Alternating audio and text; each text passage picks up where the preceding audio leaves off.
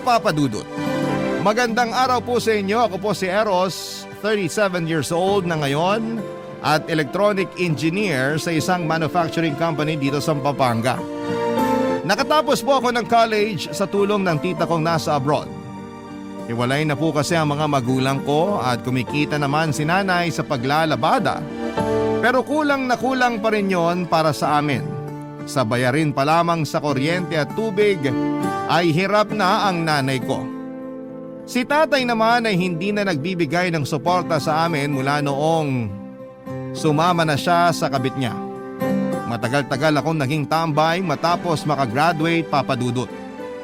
Masipag naman ako sa mga gawaing bahay kaya halos hindi rin napapansin ni nanay ang pagiging tambay ko. Marami naman akong nakikitang hiring sa mga job site online pero tuwing tinitingnan ko yung qualifications nila, nagba-back out kaagad ako. Kaya naman naging libangan ko na lamang noon sa bahay ang pakikipag-chat sa mga dati kong kaklase. Mahilig din akong sumali sa mga group chat ng mga single at doon ko na nga po nakilala si Yana. Maganda siya at may kaya ang pamilya niya. Kakabreak lamang nila ng boyfriend niya at naging karamay niya ako noon. Naging magkaibigan kami ng mahigit 1 buwan at pagkatapos noon ay sinubukan ko na siyang ligawan. Pero bago niya ako sagutin ay hiniling niya na magkita muna kaming dalawa, Papa Dudut. Nakipagkita ako kay Yana gaya ng hiling niya. Agad naman niya akong sinagot at mabait siya at galante.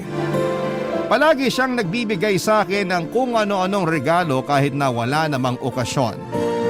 Hindi ko naman inililihim sa kanya ang estado ng buhay namin. Wala namang problema yon sa kanya dahil hindi naman daw niya hinahangad na magkaroon ng boyfriend na mayaman para may manlibre sa kanya. Noong 3 buwan na kami ni Yana, may nakilala naman ako sa isa sa mga group chat na sinalihan ko, si Jillian. Maganda siya, mas masayang kausap at mas galante. To the point na pati groceries ko ay sinasagot na niya. Kagaya ni Yana, napaniwala ko rin siya sa mga katangian kong hindi naman totoo. Lalo na sa mga achievement ko na agad niyang nagustuhan sa akin, Papa Dudut.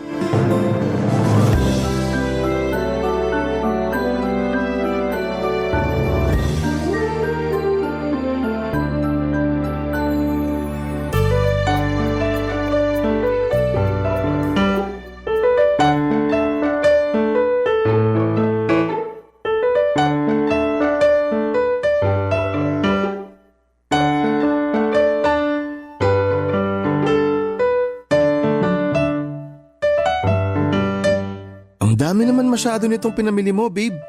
Parang takot na takot kang magutom ako ah. Siyempre naman. Tsaka sabi mo nga, naghahanap ka pa lang ng trabaho. Hindi ka pwedeng magutom. Oh, ang sweet naman talaga ng girlfriend ko.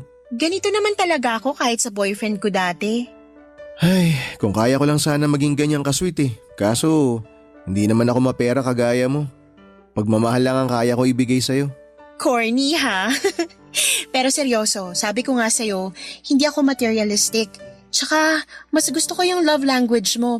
Act of service. Mas sweet kaya yun. Ikaw talaga, pinapakilig mo na naman ako. Madali ka lang naman pakiligin. Tsaka, kahit matampuhin ka, ikaw pa rin yung pinakagusto at pinakaminamahal ko sa lahat ng naging boyfriend ko. Naiiba ka kasi sa kanila. Talaga? Oo, lalo na yung pagmamahal mo sa family mo. Ganun naman talaga dapat kapag ikaw yung breadwinner sa pamilya. Nagsasakripisyo ka para sa kanilang lahat. Itong mga pinamili mo, isishare ko sa kanila. Kaya nga kita nagustuhan kasi napaka-responsable mong anak. Sobrang green flag mo. Kaya nga sana, matanggap ka na sa mga ina-applyan mong trabaho. Kung kailangan mo ng tulong ko, sabihan mo lang ako. May alam ako na pwede mong applyan. Pwede mong maging backer yung tito ko. Ha? Naku, wag na. Kaya ko na to. Tsaka gusto kong matanggap sa trabaho dahil pasok ako sa hinahanap nila. Hindi yung meron akong backer. Magaling ka naman kaya ganun din yun. Sabi mo nga 'di ba, isa ka sa mga cum laude sa batch nyo. Kaya kung magkakaroon ka man ng backer, parang pinabilis lang yung proseso pero tatanggapin ka pa rin kahit wala yon. Laki talaga ng tiwala mo sa akin. Pero kaya ko na talaga to. Ako nang bahala sa paghahanap ko ng trabaho. Sige, sabi mo eh. Basta kung may kailangan ka, sabihin mo lang sa akin. Kung gusto mong humiram ng pera, hindi problema yon. Talaga? Kahit magkano? Well, kung hindi naman aabot ng 6 digits yung hihiramin mo, then why not? Ang bait mo talaga, babe. Napakaswerte ko sa'yo. Ay, hindi ko na tuloy alam ang gagawin ko kung wala ka. Girlfriend mo ko at hindi rin malabo na tayo na talaga forever. In 2 or 3 years, baka maisipan ko nang magpakasal sa'yo. Kasal? Oh, bakit? Huwag mong sabihin hindi ka pa handang magpakasal. Tapos ka na mag-aral. Nasa legal na edad ka na rin, so anong problema? Ano kasi, syempre wala pa akong maayos na trabaho, tsaka hindi ba masyadong mabilis kung magpapakasal na agad tayo? Babe, 2 years yung pinag-uusapan natin. After 2 years pa, hindi pa bukas, kaya kumalma ka, okay? Ikalma mo rin kasi yung desisyon mo sa buhay. Nakakagulat ka rin minsan eh. Ano bang nakakagulat doon? Sigurado naman tayo sa isa't isa, diba? Oo nga, pero... Pero matagal pa yon, kaya okay lang na hindi na muna natin pag-usapan. Huwag ka mag-alala, wala naman akong balak na pikutin ka. Magpapakasal tayo kapag pareho na nating gusto at pareho na tayong handa. Okay ba yon? Oo, yan. Ganyan. Tsaka malay mo, after 2 years, maganda na yung trabaho ko. Hindi malabong mangyari yan kasi never ka namang sumuko sa mga bagay-bagay. Lalo na sa akin. Paano ko naman susukuan yung babaeng isa sa mga dahilan kung bakit pinipili ko pa ring mabuhay? Kita mo na? Paano naman kita hindi papakasalan kung ganyan mo ako kamahal? Tama na nga, papunta na sa kabaduyan to eh. Ha? Wala. Sabi ko, baka lang gamin na tayo.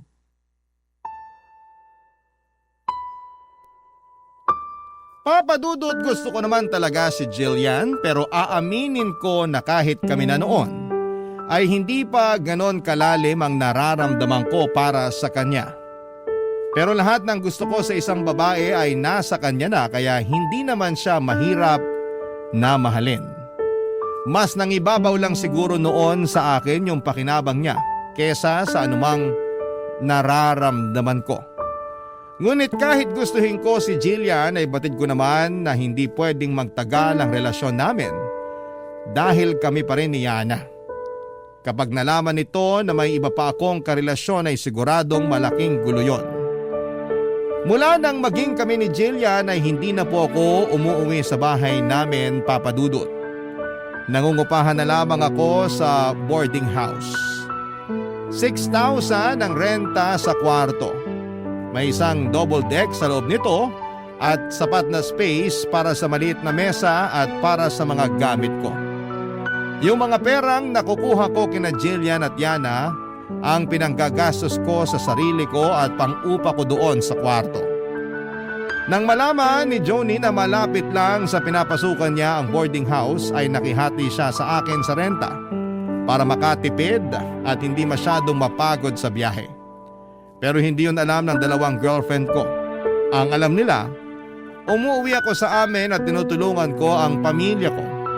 Nag-aabot naman po ako noon kay nanay kahit kaunti para makatulong kahit papaano, pero mas malaki talaga ang gastos ko, lalo na kung para sa aking skincare routine.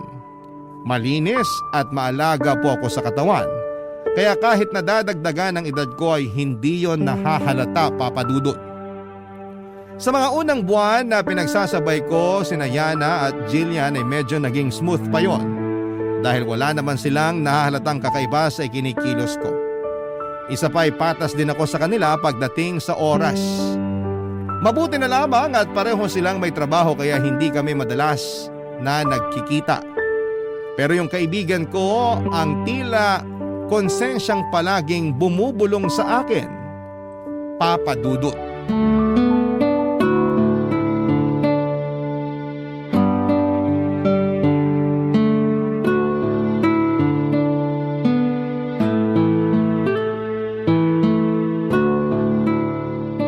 Himala, wala kang lakad ngayon. Huwag ka excited. Bukas pa. Sinong kasama mo? Si Yana o si Jillian? Sino pa edi mas galante? Si Jillian. Ibang klase ka talaga, tol. Lakas mo dun sa dalawa. Pero hindi ko kaya yung galawan mo. Ang sabihin mo, pangit ka lang talaga, kaya hindi ka pwede sa mga ganitong diskarte. Sus, di naman nakaka-proud yung ganyang gawain. Parang low-key na scammer ka niyan eh. Kapag nalaman talaga yan ng kahit sino sa kanilang dalawa, ewan ko na lang kung saan ka pupulutin. Nag-iingat naman ako. Nag-iingat ka nga, pero hindi ka man lang ba nakukonsensya? Tol, pinaghihirapan din nila yung perang binibigay nila sa'yo. Alam ko, pero maayos naman yung buhay nila eh. Sobra yung pera nila sa pangangailangan nila, kaya hindi masama kung isi-share nila sa akin yun. Buti na lang, pareho silang galante. At ikaw naman, poging na sobrahan sa kapal ng muka. Ay, hindi pala. Para kang libro na pangit yung content, pero maganda yung book cover. Ipagmayabang mo ba namang cum laude ka at achiever kahit hindi? Grabe naman to. Kaibigan ba talaga kita? Baka naman mamaya, ilaglag mo ako sa dalawang yun ha? Hindi malayong mangyari yun kapag hindi ka pa nagtino. Tagal na kitang inaayang mag-apply dun sa pinapasukan ko ah. Magpapasa ka lang ng requirements, siguradong tanggap ka na. Kung ako nga napasang awa lang pero natanggap, ikaw pa kaya? Tapos ano, sasahod ako ng wala pang 20,000 buwan-buwan? Kulang na kulang sa akin yun. At least may sarili kang pera. Hindi na lang ako magtatrabaho, lalo na kung ganyan lang kaliit yung kikitain ko. Sayang ang pagod ko sa ganyang klaseng sahod. Mas malaki pa yung natatanggap ko kina Jillian at Yana pag pinagsama ko eh. Maswerte ka kasi may inaasahan ka pa sa kanila. Pero paano kung nagsawa na yung dalawang yun? Tol, ikaw yung lalaki. Ang pangit namang tingnan kung sila na lang palagi yung gumagastos para sa'yo. Eh ikaw lang yung nakakaalam sa ginagawa ko, di ba? Kaya wala akong dapat na alalahanin. Sa ngayon oo ako pa lang. Pero kapag may iba nang nakaalam nito, tapos yung kalokohan mo. Pati ikaw, tapos ka rin. Ang malala niyan, baka ipakulong ka pa nila sa laki ng natanggap mo mula sa kanilang dalawa. Hindi ko kailangan matakot. May kapalit naman lahat ng binibigay nila eh. Pinapasaya ko sila. Alam mo, hirap kasi sa kanilang mapepera, masyadong malungkot yung buhay. Siyempre ako tong walang-wala pero handa naman akong pasayahin sila. Gets mo? Kita mo naman di ba? Hulog na hulog silang dalawa sa akin. Tsaka lalo na pag nangangailangan sila ng kasama tuwing gabi, lagi naman akong available eh. Kadiri ka. Kulang na lang maging pokpok ka dyan sa ginagawa mo. At least hindi ko na kailangan ng mamasang. Hindi ko kailangan tumambay sa kalye tapos may bubugaw sa akin. Babae na mismo ang lumalapit. Kaya kung ako sa'yo, manahin mo tong style ko. Walang kapagod-pagod at walang kahirap-hirap pero buhay na buhay. In short, batugan ka. Praktikal pare, hindi batugan. Praktikal. Kung ipaglalaban mo yan, ngayon pa lang mag-ipon ka na ng pampiyansa. At kung di mo kaya, dadalawin na lang kita ron. At least doon, hindi mo na kailangan magbayad ng renta.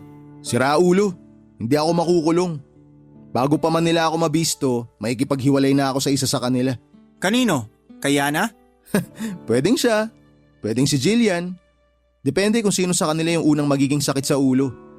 Pero hanggat pareho silang maayos kausap, pareho silang matino, walang problema. Ay, bahala ka. Basta ako magkatrabaho na lang ng maigi. Makaranas man ng mataas na sahod o hindi, mahalaga, wala akong nilolokong tao. Kaya ka nagigipit kasi masyado kang maprinsipyo. Minsan kasi yung level up na diskarte, kailangan din ng konting dumi. Ibahin mo ako, tol. Sandali nga lang, baka mamaya mapunta pa sa away to ha. Ayoko mag-away tayo. Kaya mas maganda siguro kung hindi na lang kita papakialaman dyan sa ginagawa mo. Total, hindi rin naman kita kayang suportahan. Mabuti pa nga. Papadudot batid ko na hindi maganda ang mga naisagot ko noon sa kaibigan ko. Mabait naman po talaga siya at sa lahat ng mga naging kaibigan ko ay siya lang yung nagmamalasakit sa akin ng ganon. Palagi niya akong kinokontra kapag may ginagawa akong mali pero hindi niya rin naman ako ipinapahamak. Komplikado ang sitwasyon na pinasok ko pero handa naman akong panindigan yon at wala rin akong balak na idamay ang kaibigan ko. Ang kaso ay medyo nagkaproblema ako noong sinabi sa akin ni Yana na gusto akong makilala ng mga magulang niya. Ayoko pa sana dahil hindi pa ako handa pero hindi na ako nakatanggi noong nag-set up na siya ng date para makilala ko ang parents niya na parehong nasa medical field. Professional sila kung makipag-usap at halata sa kanila na may pinag-aralan sila tuwing nagsasalita sila. Halos hilingin ko noon na lumubog na ako sa kahihiyan habang na pagtatanto ko kung gaano kalaki ang diferensya ng pamilya naming dalawa. Nagustuhan naman ako ng mga magulang niya gaya ni Yana na paniwala ko rin sila sa mga achievement ko na hindi naman totoo. Ang alam nila, valedictorian ako nung elementary at high school at cum laude naman nung college. Hindi ko naman masabing mahina ang utak ko pero isa lang talaga akong average student, Papa Dudut. Isa pa sa naging problema ko nang hilingin naman sa akin ni Jillian na makabisita sa bahay namin. Dahil nga may pagkamaselan siya sa pagkain at kalinisan ay hindi ko siya maisama sa bahay namin noon. Papa Dudut, malinis naman sa bahay ang nanay ko. Pero alam ko pong hindi magiging komportable doon si Jillian kaya palagi ako nagdadahilan. Pero kung nakalusot ako kay Jillian, kabaligtaran naman kay Yana dahil alam niya ang address ko. Ay sinorpresa niya ako isang beses, Papa Dudut. Barangay Love Stories. Barangay Love Stories. Papa Dudut, sinorpresa ako ni Yana sa bahay namin. Hindi ko alam kung paano ko siya noon iwi-welcome. Pero nakakatuwa lang na hindi naman siya nag-inarte. Ang kagandahan sa kanya ay marunong talaga siyang makisama. Kahit na may pagkamaarte siya ay hindi naman siya maselan sa pagkain noon. Laking pasasalamat ko na lamang na nasa bahay ako noong pumunta siya at para hindi ako mabuko ay sinabihan ko na lamang si nanay na huwag masyadong magkukwento noon kay Yana. Maayos naman ang naging pagbisita niya sa amin. Sinabi niya na wala naman akong dapat na ikahiya dahil malinis naman ang bahay namin at mabait naman ang nanay ko. Madali lang din pagsabihan yung mga nakababata kong kapatid kaya nakahinga talaga ako ng maluwag noon. Pero nang makauwi na si Yana ay doon na ako pinagalitan ng nanay ko. Hindi ko man lang daw sinabi na may girlfriend na ako at bibisita pa sa bahay. Tulad ko ay nahiya rin si nanay pero sa kabilang banda naman ay nagustuhan niya si Yana. Wala siyang kaalam-alam na ginagamit ko lamang ito para sa mga kabalastugan ko sa buhay. Papa Dudut, hindi nagtagal ay nalaman na ni Jillian na nangungupahan ako sa isang boarding house. Idinahilan ko na lamang noon na kalilipat ko lamang doon para malapit ako sa mga ina-applyan ko. Nakumbinsi ko naman siya kalaunan pero sa madalas niyang pagpunta sa tinutuluyan ko ay unti-unti na rin kaming nagkaproblema ng kaibigan ko, Papa Dudut.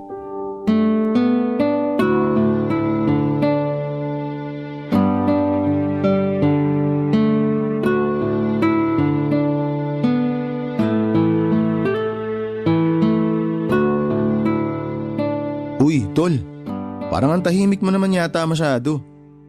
Maninibago ako sa'yo. Nasabi ko na nung nakaraan na hindi na ako makikialam sa mga ginagawa mo. Pero tol naman, kahit konting respeto lang naman sana. Anong pinagsasabi mo dyan? Yung madalas sa pagpunta ni Jillian dito, wala namang problema sa akin hanggat hindi ako nakakagambala sa privacy nyo. Pero yung nangyari kagabi, hindi na tama yun tol. Nasa iisang kwarto lang tayo at double deck pa tong hinihigaan natin. Kahit hindi ko kayo nakikita kasi nasa itaas ako, alam ko kung ano yung ginagawa nyo. Yun ba? Pasensya na tol. Hindi lang talaga napigilan. Kung gusto nyo maglampungan, mag-check-in na lang kayo. Sa halip na makapagpahinga na ako pag uwi ko rito, napupuyat pa ako sa pag-alog ng higaan ko. Pasensya ka na talaga. Hindi ko naman kasi mapagsabihan si Jillian na wag na muna pumunta rito eh. Kung gano'n naman pala, edi sana sinabi mo kaagad sa akin, pwede naman ako maghanap ng malilipatan. Kaya ko mag-adjust basta may maayos lang na usap. Hindi yung nagbabastusan tayo rito. Teka nga sandali tol. Ano yung sinasabi mong nagbabastusan? Parang sobra ka naman yata magsalita. Ako? Sobra? Nakita mo ba ako nagdala ng babae rito? Tapos nakipag-sex this oras ng gabi habang nagpapahinga yung kasama ko sa kwarto? Tol, may pagkamaloko rin ako. Pero may respeto ko sa mga taong kasama ko. Kapag alam ko nga na kailangan nyo ng privacy, lumalabas na lang ako minsan eh. Pero ikaw, parang nakalimutan mo nang makisama. Di ikaw na marunong makisama. Isa lang naman ang solusyon dyan eh. Kung di mo na ako kayang pakisamahan, di umalis ka na. Alam mo, sa totoo lang, hindi pa kikisama yung kailangan mo ngayon. Ang kailangan mo, yung taong kasing bastos mo. Tsaka sa pagkakaalam ko, may karapatan naman ako magreklamo kasi nagbabayad din ako ng renta dito. Pero sige, para wala nang gulo, aalis ako. Pagbigyan mo lang ako kahit hanggang sa Sabado. Pagka-uwi ko, hahanap na ako ng malilipatan ko. Yan, ganyan. Tama yan. Baka sakaling kapag mag-isa ka na, maintindihan mo na rin ako. Naiintindihan kita. Kahit nga hindi ka nakainti-intindi, ako na lang yung nagpapasensya. Ang kaso, masyado ka na nagiging mayabang at makasarili. Alalahanin mo tol, hindi mo sariling pera yung ginagasta mo. Kung yung mga bagay nga na pinaghirapan, mabilis lang mawala. Yung sayo pa kaya na galing lang sa dalawa mong jowa? Heto na naman tayo sa mga lecture mo eh. Tapos na tayo mag-aral, Junie. Tigilan mo ako sa mga ganyan mo. Pero natuto ka ba? Sa ginagawa mo para kang walang pinag-aralan eh. Buti pa nga yung mga tindera sa bangketa, yung mga kargador sa palengke. Nagtitiis sila kahit maliit lang yung kinikita. Pero marangal naman yung trabaho nila. Samantalang ikaw na may pinag-aralan, nagpapalaki lang Isang beses pa na insultuin mo ako, kakalimutan ko talaga na magkaibigan tayo. Talaga? Sige, walang problema. Mas mabuti pa ngang hindi tayo magkaibigan. Hindi ko na kailangan magtago ng kagaguhan mo sa buhay. Bakit? Magsusumbong ka kina Yana at Jillian? Paano kung gawin ko nga? Subukan mo! Para makita mo kung paano ko basagin yung mukha mo. Talaga? Para lang sa luho mo mananakit ka ng kaibigan? Umalis ka na! Huwag mo nang hintayin na magsabado. Hindi ko na kaya makasama yung katulad mo rito. Hakutin mo ni mga gamit mo. Mabuti pa nga. Pero pag alis ko rito, hindi ibig sabihin nun tapos na yung problema mo. Kahit hindi ako yung magsabi kina Yana at Jillian, malalaman pa rin nila na niloloko mo lang silang dalawa. Papa Dudut, hindi na kami nagpansinan pa ni Junie mula nang gabing nag-away kami. Lumipat na siya sa inuupahan pero wala na akong naging balita sa kanya matapos noon. Dahil sa ugali ko ay nawalan ako ng mabuting kaibigan. Isa pa, kahit na ibibigay pa rin ng dalawa kong girlfriend lahat ng pangangailangan ko ay hindi ko pa rin magawang maging masaya. Naisip ko kasi na hindi na lang yon tungkol sa nasirang pagkakaibigan namin ni Junie, kundi dahil sa kinakain na rin ako ng konsensya ko. Gustuhin ko mang ayusin ang buhay ko ay hindi ko naman alam kung papaano ko yon sisimulan. Mula nang umalis si Junie ay doon ko lang naisip lahat ng mga sinasabi niya at napagtanto ko na tama nga siya, Papa Dudut. Matagal kong pinag-isipan yung magiging desisyon ko ng panahong yon. Hanggang sa umabot na ako sa puntong desidido na akong ayusin ang buhay ko. Pero kahit pareho kong gustong hiwalayan ang dalawa kong girlfriend, hindi ko na mahiwalayan si Yana dahil bukod sa kilala at gusto na siya ng nanay ko para sa akin, ipinakilala na rin niya ako sa mga magulang niya. Ito pa ang nakakahiya sa totoo lang. Nang malaman ng mga magulang ni Yana na hindi pa ako nakakahanap ng trabaho ay napilitan akong mag-apply sa kumpanyang nirekomenda ng kanyang ama. Dumating ang araw na nakipaghiwalay ako kay Jillian. Ayaw niyang pumayag nung una pero noong ako na mismo ang umiwas sa kanya ay wala na rin siyang nagawa pa.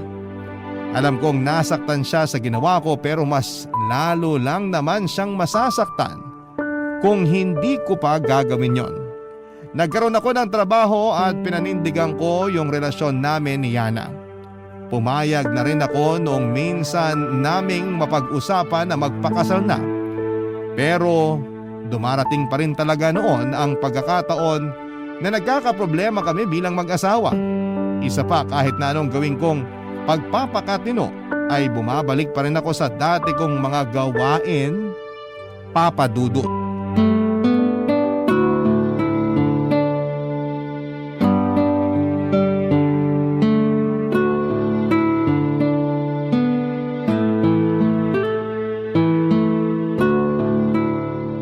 Han, mukhang malalim yung iniisip mo.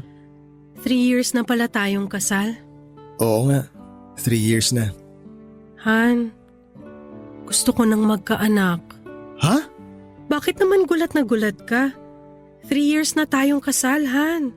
Tsaka gustong gusto na rin ni mami at daddy ng apo. Pagbigyan naman natin sila.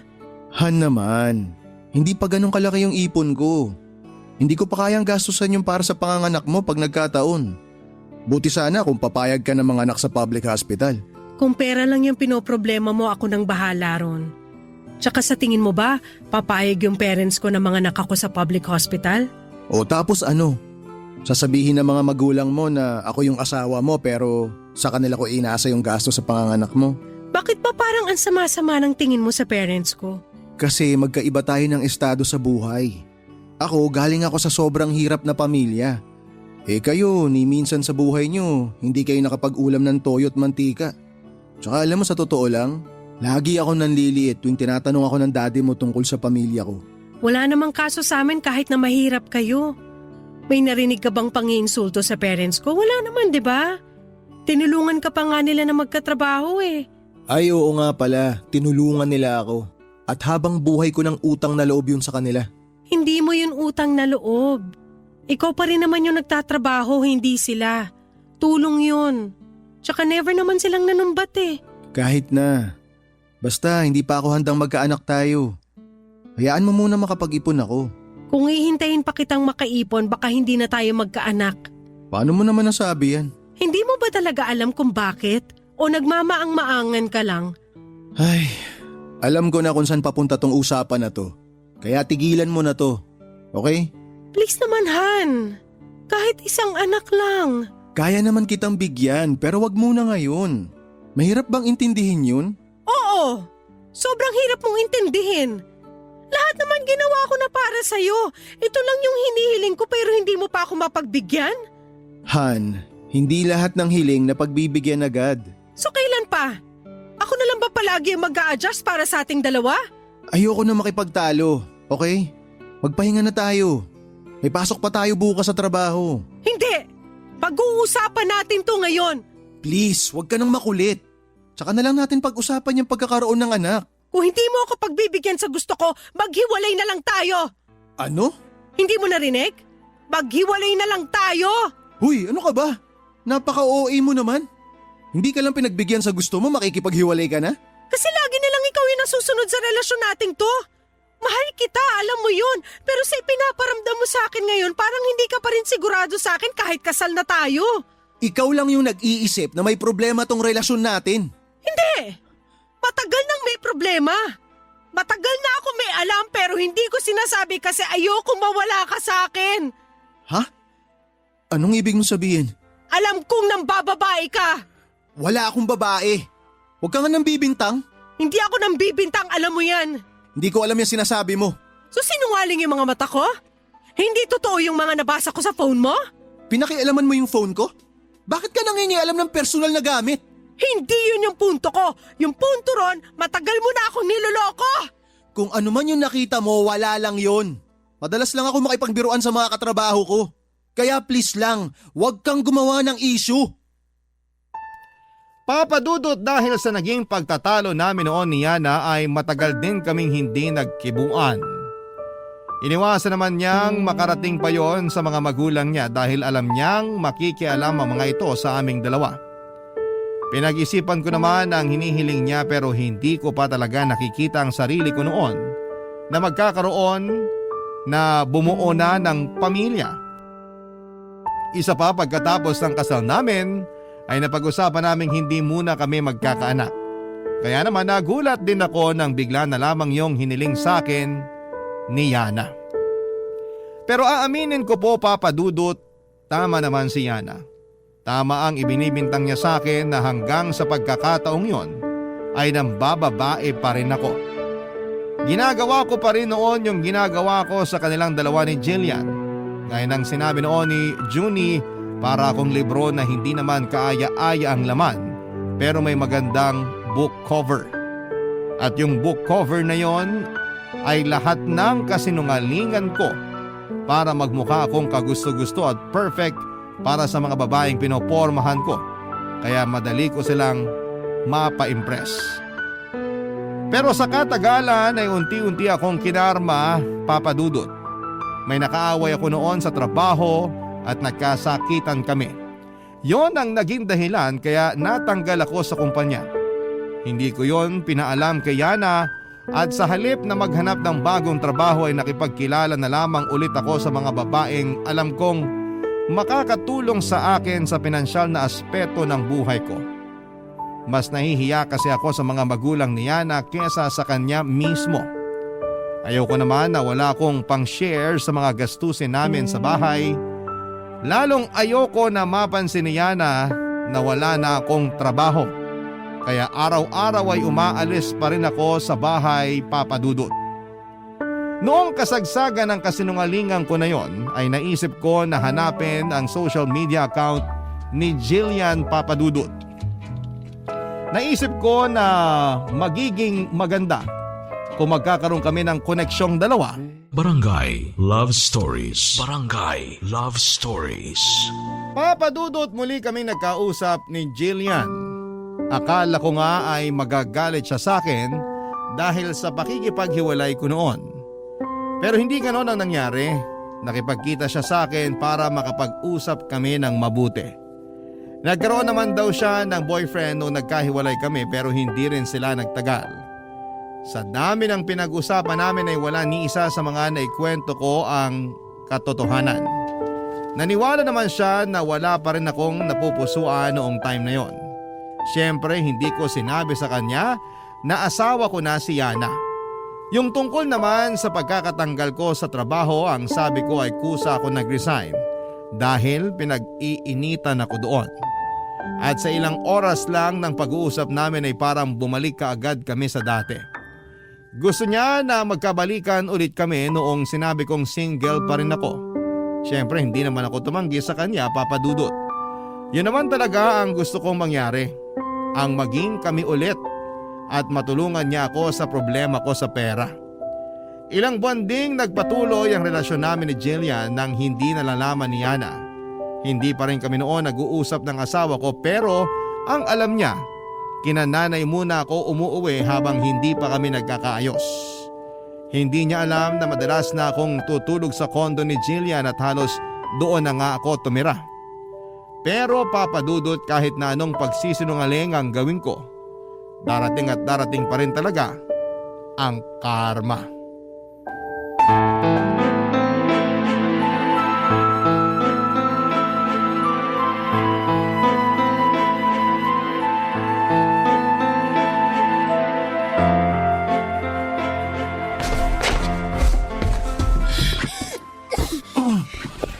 Ano ba yun?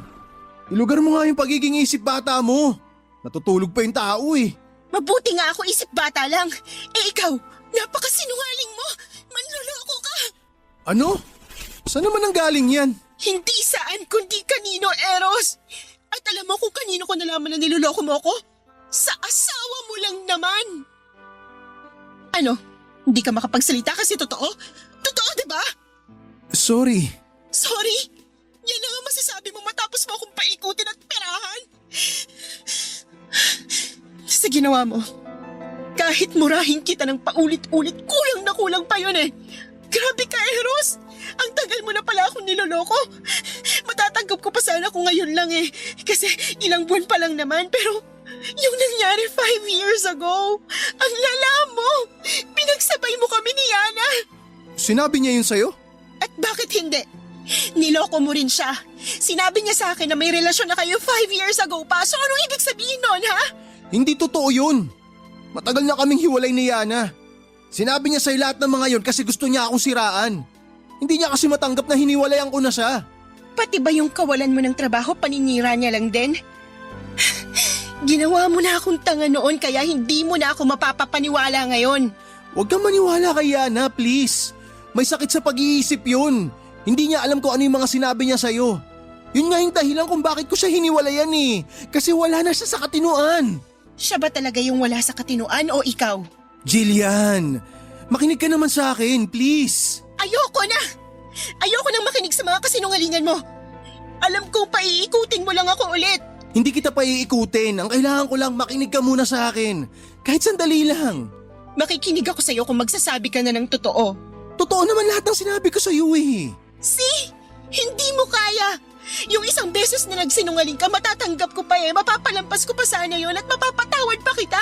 Pero yung maraming beses ka nang nagsinungaling sa akin, hindi na normal yun. Baka kailangan mo ng masampal ng paulit-ulit para ma-realize mo kung gaano ka kasinungaling. Bakit ba ayaw mong maniwala sa akin? Alam mo, Sana humahaba yung ilong mo kada nagsisinungaling ka para malaman agad ng mga babae na manloloko ka at wala ka ng mabiktima. Sabihin mo nga sa akin, ilan na kami ha? Ilan na kaming mga babaeng napaikot mo at napaniwalang napakabuti mong lalaki? Kung paano mo ako nakilala nung una, yun yung totoong ako, Jillian. Wala akong ginawang mali. Hindi kita niloko. Hindi ko mahal si Yana. At wala rin akong ibang babae gaya ng iniisip mo. Eros naman! Maawa ka rin sa sarili mo. Kung ibang tao lang siguro ako, pagbabayarin kita sa ginawa mong panloloko sa akin eh. Hindi sana ako papayag na hindi kita magagantihan pero masyadong mahina ang loob ko para sa mga ganong bagay. At sinamantala mo naman yun. Hindi ka man lang ba nakukonsensya? Ewan ko sa'yo. Tigilan mo na nga yung kadramahan mo. Uuwi na ako. Ganito ba lagi yung ginagawa mo? Sa halip na ayusin yung problema, tinatakasan mo na lang kasi duwag ka. Hindi ako duwag. At mas lalong hindi ako manloloko gaya ng ibinibintang mo. Kaya kung wala ka ng magandang sasabihin, aalis na ako. Ito na rin yung huling beses na magkikita tayo. Ang kapal ng mukha mo! Ikaw pa talaga yung may lakas ng loob na sabihin yan? Pero sige, umalis ka. Huwag ka nang magpapakita sa akin.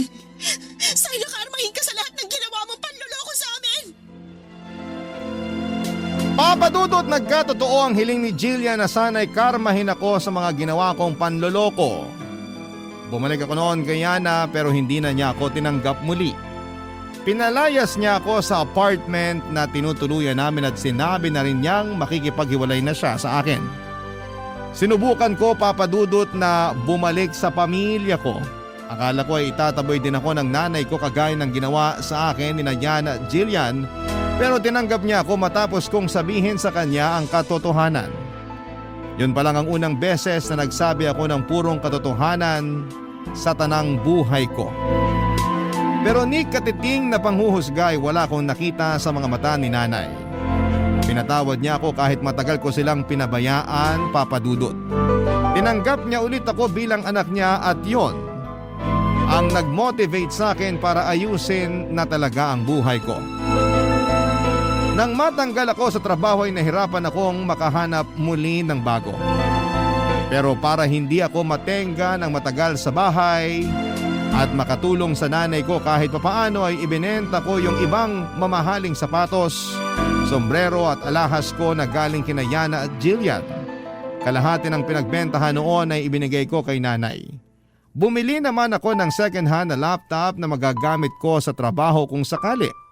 Saka po ako naghanap ng online job, Papadudot. Pinasok ko ang freelancing. Nagtuloy-tuloy ito hanggang sa makaipon ako ng paunti-unti. Binigyan ko ng maliit na puhunan si nanay mula sa maliit na naipon ko para makapagsimula siya ng maliit na tindahan. Nangako ako na palalakihin pa namin yung tindahan pag nagtuloy-tuloy ang swerte ko sa trabaho. Mahigit kalahating taon na rin po ang lumipas noon na hindi kami nag-uusap ni Jillian. Tuluyan na kaming nawala ng komunikasyon pero hinahanap ko ang social media account niya kung saan niya ako in-unfriend.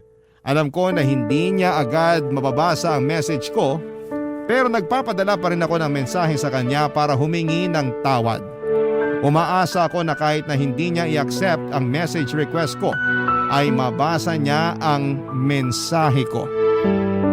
Papadudot, tungkol naman sa asawa ko, ilang beses ko na siyang sinubukang amuin. Pinuntahan ko siya sa apartment na tinitirhan namin noon pero hindi na pala siya roon umuuwi. Hanggang sa nalaman ko na lamang na bumalik na siya sa mga magulang niya. Pero sa kabila ng pag-iwas niya sa akin ay hindi ko siya sinukuan. Gumawa ako ng paraan para magkalapit kaming dalawa, Papadudot.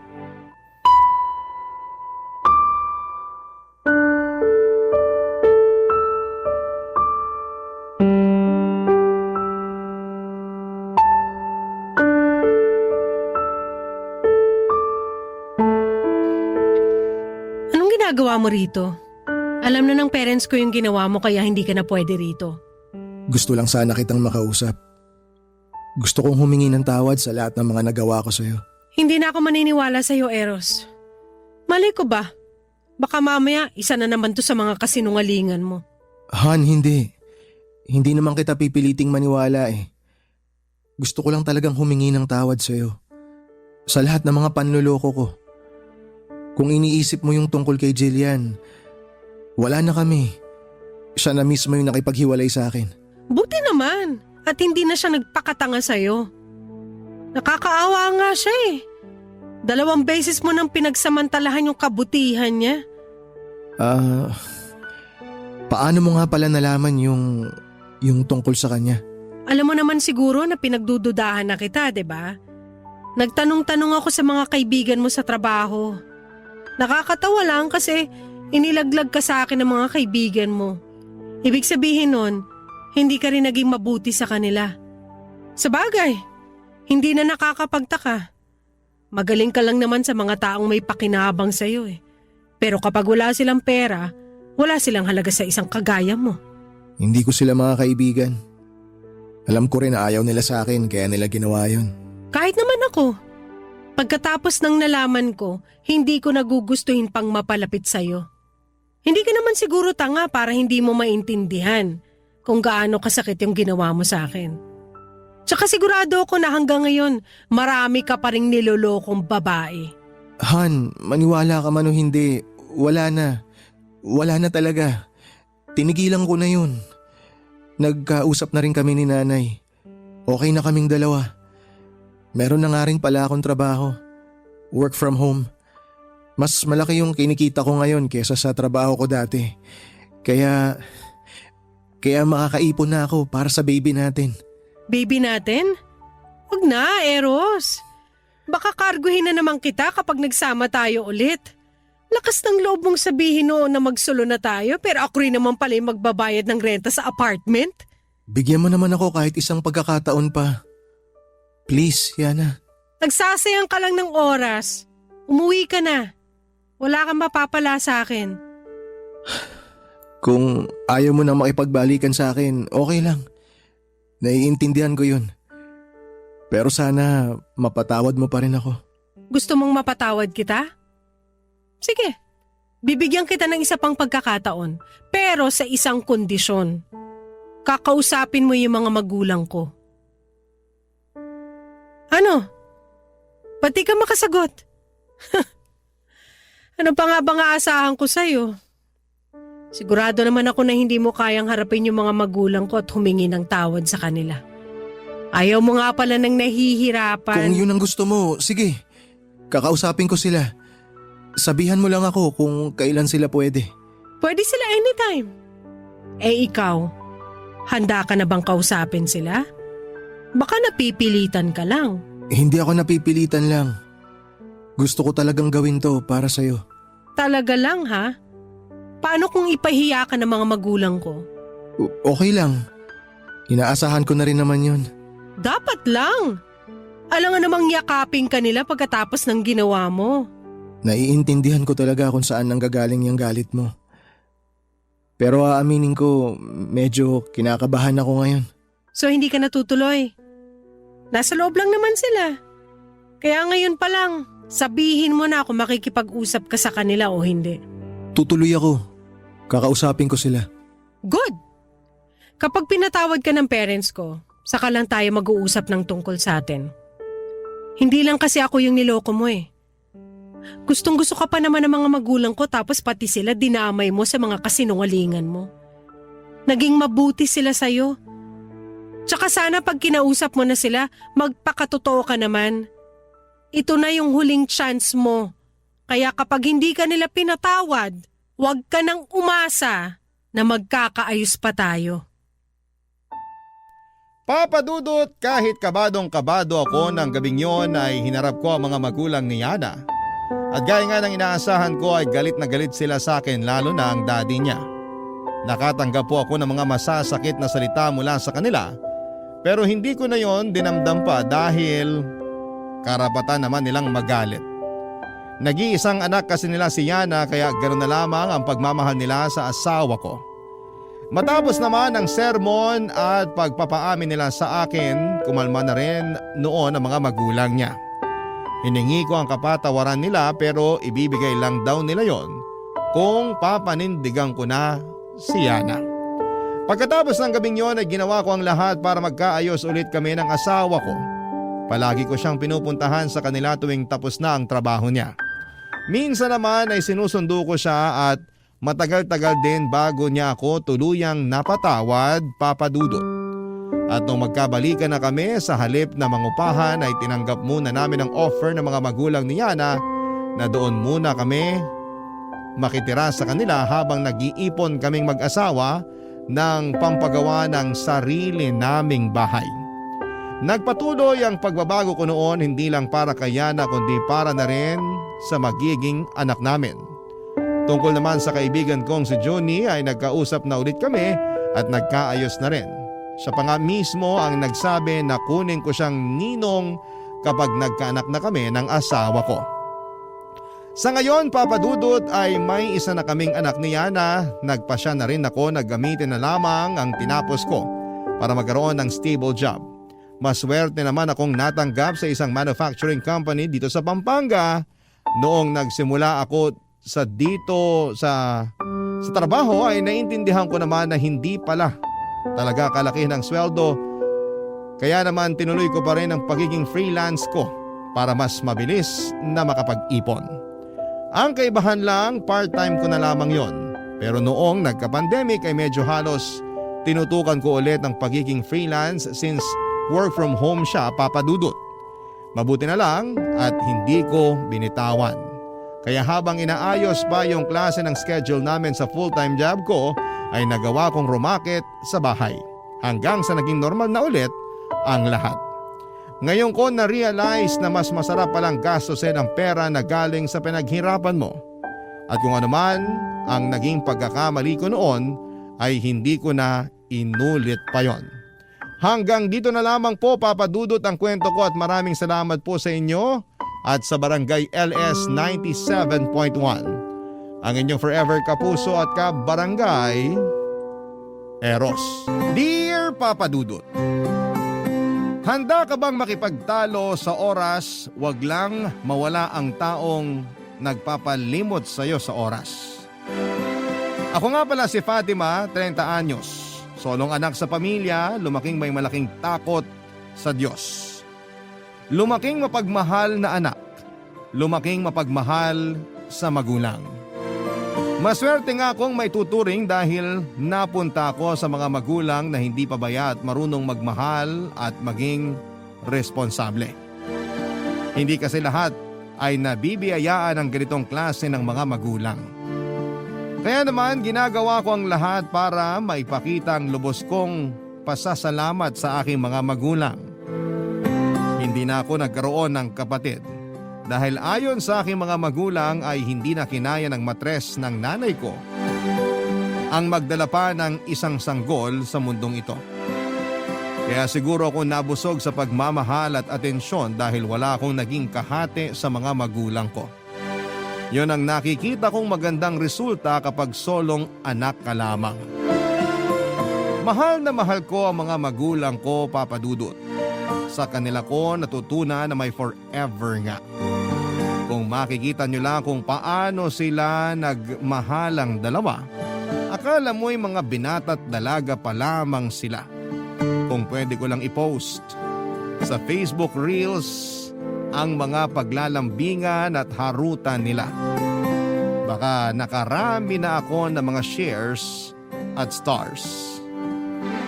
Kaya lang pinakiusap ng mga magulang ko lalo na si tatay na gawin naming pribado ang mga kaganapan sa pamilya namin. Alam nyo ba yung sinasabi nilang evil eye? Baka raw kasi ma-evil eye na mga inggit ang magandang mga nangyayari sa amin. Ayaw ko namang mawala at masira ang magandang pundasyon ng pamilya namin. Kaya ang mga magagandang moments ng pamilya ko ay sa amin lang din talaga umiikot.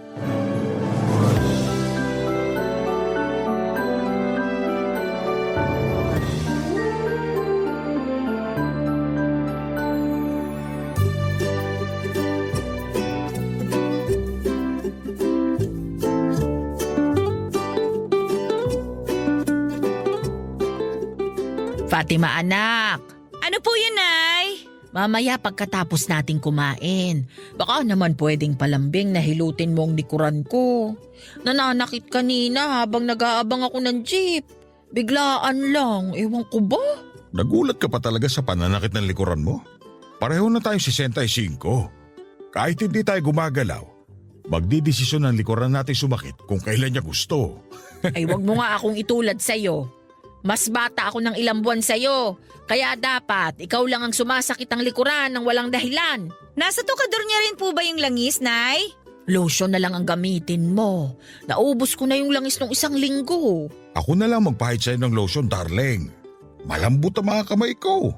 E paanong hindi lalambot ang mga kamay mo? Eh hindi ka nagtatrabaho rito sa bahay. Sapol si tatay! Kasi nga kailangan kong mapanatiling malambot ang kamay ko para hindi ka nagre-reklamo magaspang to kapag hinahawakan mo. Ay naku, lulusot pa talaga. Alam ko kung paano mapalambot ang kamay mo. Paano ba? Ikaw ang maghugas ng plato mamaya para mababad sa tubig. Lalambot na yan pagkatapos. Ay, sa wakas, makakapagpahinga na ang kamay ko sa kahuhugas ng pinagkainan. Ilutin ko na lang ang likuran mo. Ako nang bahala sa lotion. Ay ayoko. Baka lang mas lalong sumakit ang likuran ko. Pasmado ka pa naman. O edi yung pasmadong kamay ko na lang ang gagamitin ko panghilot sa'yo. Makakatipid pa tayo sa lotion. Kadiri ka talaga, darling. Hindi ko alam kung bakit ikaw ang pinakasalang ko. Lagot ka, Tay! Bumawi ka! Huwag mo kasing gamitin panglambing niyang pasmado niyong kamay. Hindi nakakagwapo yan. Ha? Hindi nakakagwapo?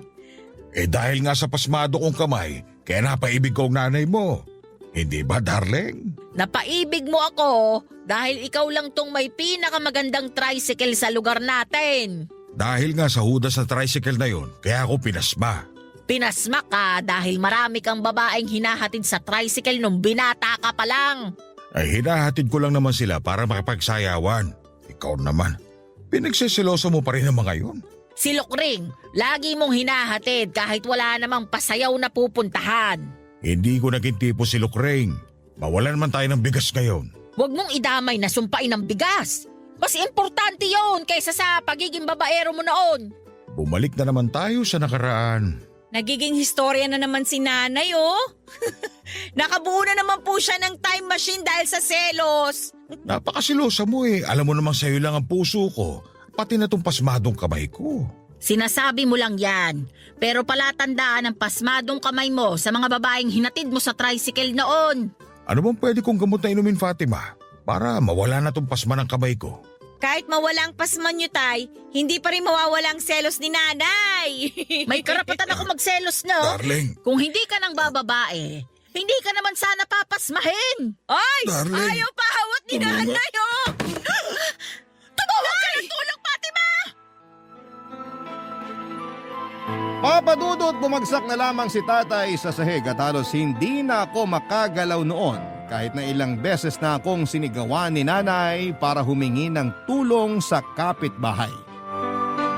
Nang makabawi ako sa pagkakabigla ay napatakbo na ako palabas ng bahay para magpasaklolo sa mga kapitbahay. Mabilis naman silang rumesponde noon at binuhat si tatay para maisakay sa taxi. Mabilis lang din kaming nakarating sa ospital dahil hindi naman yon malayo sa amin. Hindi kami mapakali habang inaabangan namin na kausapin kami ng doktor sa kalagayan ni tatay. Hindi ko halos makausap noon ng matino si nanay dahil sa pag-iyak nito habang sinasabayan ng dasal sa kanyang munting rosaryo. Hindi ko siya magawang iwanan kahit naiihina ako noon dahil gusto kong makibalita sa kalagayan ni tatay. Makalipas marahil ang 2 oras, kinausap na kami ng doktor. Nakita namin sa mukha niya ang mabigat na balita, Papa Dudut. Hindi halos makatingin si nanay sa mga mata ng doktor at doon na nga kinailangan ng ibalita ng doktor sa amin na may malubhang karamdaman si tatay at nagbigay pa ng taning sa kanyang buhay. Hindi nakaimik si nanay, Papa Dudut. Nagpalakad-lakad ito sa hallway ng ospital at parang nawawala na sa sarili niya. Ako na lang ang kinausap ng doktor patungkol sa mga dapat gawin para sa kalagayan ni tatay. Nakinig ako mabuti kahit punong-puno ng lungkot at takot ang puso ko. Pagkatapos noon ay sinabihan kami na manatili si tatay mananatili si tatay ng 3 araw sa ospital para sa iba pang mga check-up. Sa ospital na rin kami nanatili ni nanay para madali kaming masabihan ng mga doktor sa kailangan para kay tatay. Makalipas ang 3 araw ay pinauwi na kami. Bitbit namin ang mga bilin sa pangangalaga para kay tatay.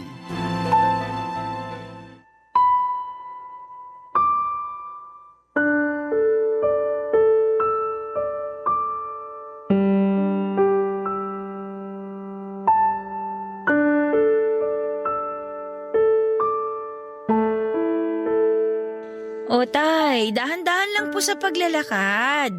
Kaya ko naman maglakad, anak. Wala naman ako sakit sa buto. Nagawa mo pa talagang magbiro. Kung hindi ko idadaan sa biro, pati ako malulungkot. Malungkot naman talaga ang nangyari sa'yo. Pero hindi ibig sabihin ay magbababad na ako sa lungkot. Marami pa naman akong araw na natitira kasama ninyo. Kung matigas ang ulo mo, babawasan niya ng Diyos. Ganyan. Magbiro ka nga, darling. Para mabawas-bawasan naman ang pag-aalala mo. Hindi mo matatanggal ang pag-aalala ko sa'yo. Huwag po kayong ma-stress pareho, please. Paano bang hindi masistress alam na natin ang kalagayan ng tatay mo? Nay. Mabuting at nalaman natin. Ibig sabihin lang, binigyan tayo ng Diyos ng pagkakataon para bumawi. At gamitin ng tama ang natitirang oras ko sa mundo. Hindi na natin sasayangin pa ang oras. Tama po kayo. Hindi tayo magsasayang ng oras. Kaya sa lalong madaling panahon, kailangan sipagin tayo sa pagpapagamot sa inyo, tay. Lahat ng ipapagawa ng doktor, susundin natin.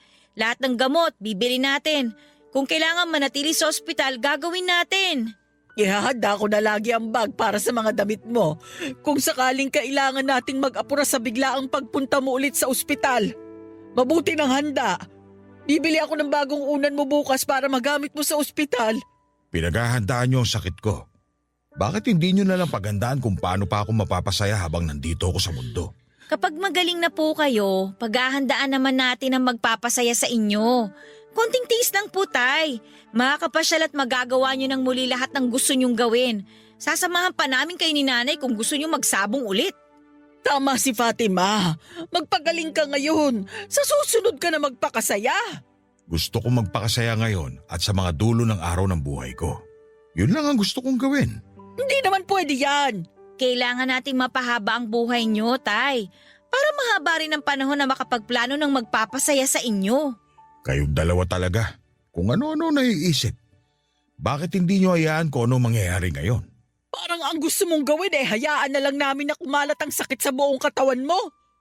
Sa tingin mo ba madali mo kaming mapapapayag dyan sa gusto mo? Na-enjoy ko na ang mundo. Masaya na akong umabot sa ganitong edad. Hindi ka susuko sa buhay. Lalaban ka para sa amin ng anak mo. Gusto ka pa naming makasama. Ayaw mo na ba kaming makasama? Ano bang ayaw kayong makasama? Yun lang ang nagpapalakas sa akin. Ang malamang makakasama ko pa kayo. Kaya nga magpalakas at magpagaling kayo, tay. Magpapa-hospital at magpapagamot kayo. Kung gusto niyo makasama pa kami ni nanay, ha? Ayoko magpa-hospital. Mauubos lang ang oras ko riyan. Gamitin na lang natin sa mga bagay na magpapasaya sa akin. Tulad po ng... Pagsama niyo sa akin sa pagkakape sa umaga sa bakuran. Sasamahan niyo ako magdilig ng mga halaman. Magagawa natin yan habang nagpapa-ospital ka. Manghihina lang ako lalo sa ospital. Ginawa po ang ospital para palakasin kayo. At ginawa ko ang bahay na to para maging masaya ako. Ito ang pinipili ko. Hindi ang ospital na sinasabi nyo. Hindi na kami nakipagtalo kay Tatay Papadudut. Ayaw naming pasamain ang kanyang loob lalo't baka makaapekto yon sa kanyang kalusugan. Kahit tutol kami sa gustong mangyari ni tatay ay nagkunwari na lamang kami ni nanay na ayos kami sa kanyang desisyon. Nag-usap kami ni nanay sa mga gagawin para pasimpleng maisingit ang gamutan kay tatay. Nahirapan kami sa pagpapapayag sa kanya na magpa-ospital, pero sinubukan namin. Kilala namin si tatay, may katigasan ang ulo nito. Kaya pagbibigyan muna namin siya hanggat hindi pa nagsisink in sa kanya ang kahalagahan na mapagamot siya. Naglambing siya sa amin na manood ng paborito niyang lumang pelikula. Nasa sala kami noon at inaasikaso ang lahat ng kailangan niya. Pinakiusapan niya kaming umupo na lamang at samahan siyang manood ng pelikula. Naglambing din si tatay na kung pwede namin siyang ipagtimpla ng kape at ipaglagay ng biskwit sa mangkok na papapakin niya. Agad namang kaming sumunod, Papa Dudut. Hindi ko trip ang pelikulang pinapanood namin dahil may kalumaan na ito. Pero nanood ako. Kahit si nanay na alam kong hindi rin mapakali ay napapirme sa pinapanood na pelikula. Iyon marahil ang nakita niyang takas para makalimutan pansamantala ang kalagayan ni tatay. Si tatay naman habang pinagmamasdan ko ay parang walang bakas ng takot o pag-aalala sa kanyang estado. Panay pa ang tawa niya at kwento sa amin nung unang beses niyang napanood sa sinihan ang pelikulang pinapanood namin. Naiyak na lamang ako habang pinakikinggan ang mga tawa at boses niya, Papa Dudut. Parang minememorya ko na yon kung sakaling balang araw ay hindi ko na yon pwedeng mapakinggan pa. Sa ganong pag-iisip ay napalabas na lamang ako ng cellphone at palihim na binivideo ang mga tawa ni tatay habang nanonood ng pelikula. Hindi ko yon sinabi sa kanya, alam kong tutol siya sa makabagong teknolohiya tulad ng cellphone at Facebook.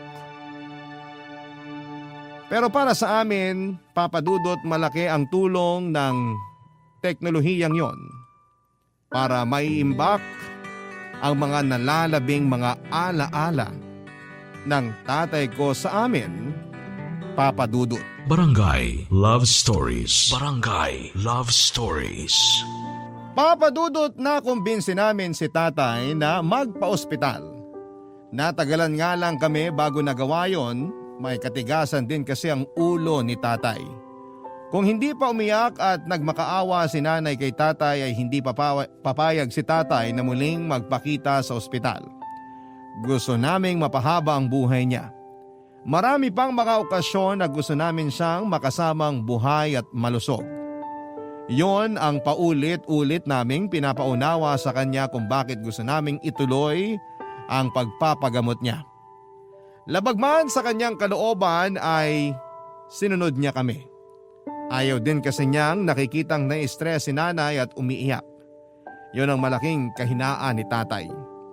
Hindi ko naman magawang ipakita sa aking mga magulang na maski ako ay nahihirapan at nalulungkot. Dahil alam kong sa akin na lamang sila kumakapit noon. Pinatatag ko ang loob ko sa pag-asang makatulong yon sa mabilis na paggaling ni tatay. Sa paglipas pa ng mga araw at linggo ay napansin namin na hindi na masyadong may epekto ang pagpapaospital at pagpapagamot ni tatay. Dahil marahil yon ng lungkot na nararamdaman ni tatay. Naisip ko na dahil ayaw naman talaga niyang magpa-ospital at magpagamot, kaya nalungkot ang katawan niya. Parang gusto nang sumuko. Hindi ko naman sinabi ang ideya kong yon kay nanay dahil alam kong gustong gusto ni nanay na idala lagi sa ospital si tatay. Dahil yun lang naman ang nakikita niyang paraan para gumaling si tatay, Papa Dudut. Hindi na niya napansin na unti-unti ay nilalamo na si tatay ng lungkot na nagiging dahilan kung bakit hindi na masyadong umiepekto ang mga gamot sa kanya. Nagbago na rin ang mood ni tatay. Lagi na rin itong iritable at galit.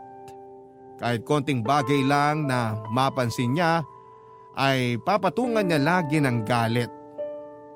Hinabaan ko ang pasensya ko dahil ang galit ay nagtatagong kakambal ng lungkot. Pero hindi ko alam kung paano i-handle ang pasensya kong nasasagad dahil sa paulit-ulit na galit ni Tatay Papa Dudut.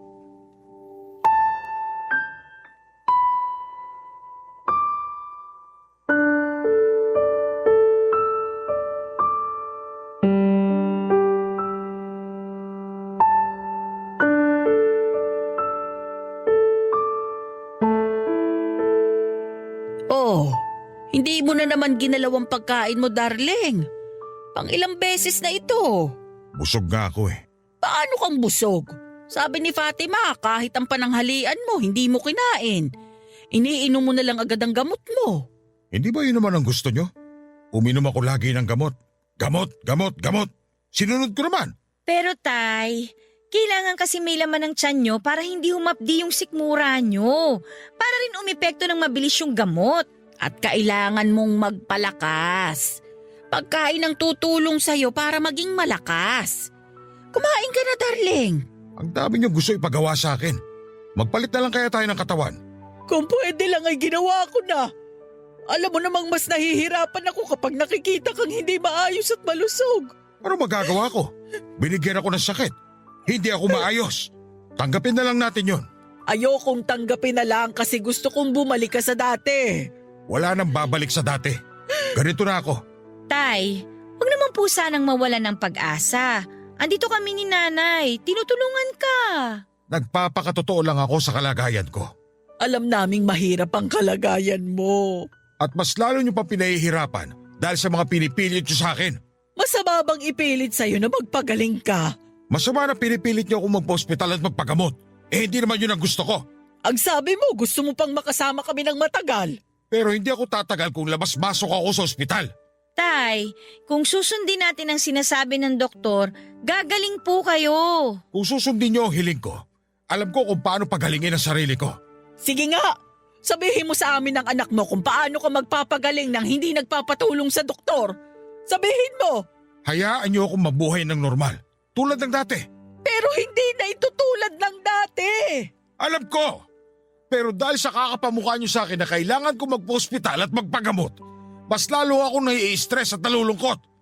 Hindi ako makatulog kakaisip sa sakit ko dahil lagi niyong pinapaalala yung sa akin.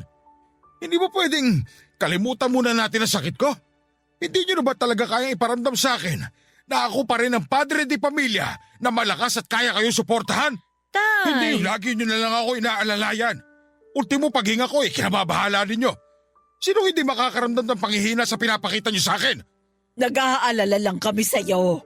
May ibang paraan pa para iparamdam niyo ang pag-aalala niyo sa akin. Hindi itong parang binabantayan niyo ako lagi na huwag lumapit kay kamatayan. Nakakasakal!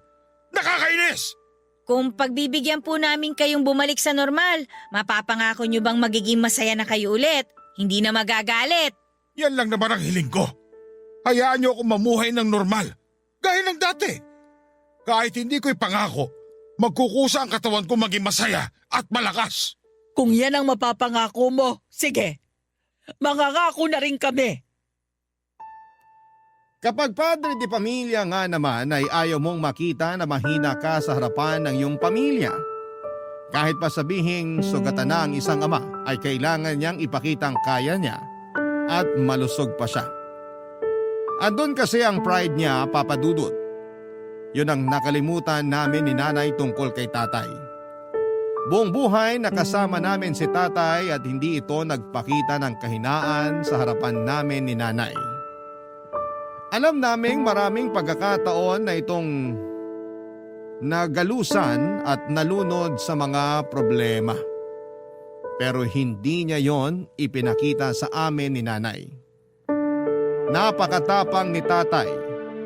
Kaya ang nangyaring pagkakasakit nito ay naging malaking dagok sa kanyang pagkalalaki. Lalo't lantaran naming nakikita yon ni Nanay, Papa Dudut. Kaya siya nalungkot at lagi nagpapakita ng galit. Naunawaan na namin yon ni Nanay. Nasaktan namin ang pride ni Tatay bilang padre di pamilya.